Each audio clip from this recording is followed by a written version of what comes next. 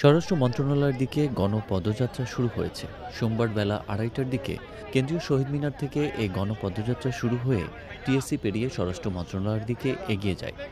বেলা ৩টার দিকে শিক্ষা ভবনের সামনে আইনশৃঙ্খলা রক্ষাকারী বাহিনী মিছিলকারীদের আটকে দেয়। এ সময় পদযাত্রায় অংশ নেওয়া শিক্ষার্থী তরুণদের সঙ্গে পুলিশের ধাক্কাধাক্কি হয়। আন্দোলনকারীরা পুলিশের প্রতিবন্ধকতা সরিয়ে ফেলেছে, তবে পুলিশের বাধার মুখে সামনে সচিবালয়ের দিকে এগোতে পারেনি। পরে রাস্তায় বসে স্লোগান দিচ্ছেন আন্দোলনকারীরা।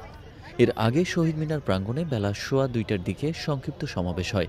জননিরাপত্তা নিশ্চিতে ব্যর্থ স্বরাষ্ট্র উপদেষ্টার পদত্যাগ, সারা দেশে অব্যাহত ধর্ষণ ও নারী নিপীড়ন বন্ধে কার্যকর পদক্ষেপ গ্রহণ, অবিলম্বে ধর্ষণ ও নিপীড়নের সব ঘটনার বিচার এবং সংশ্লিষ্ট আইনগুলোর যৌক্তিক সংস্কারের দাবিতে ধর্ষণ ও নিপীড়নের বিরুদ্ধে বাংলাদেশের ব্যানারে এই গণপদযাত্রা হচ্ছে।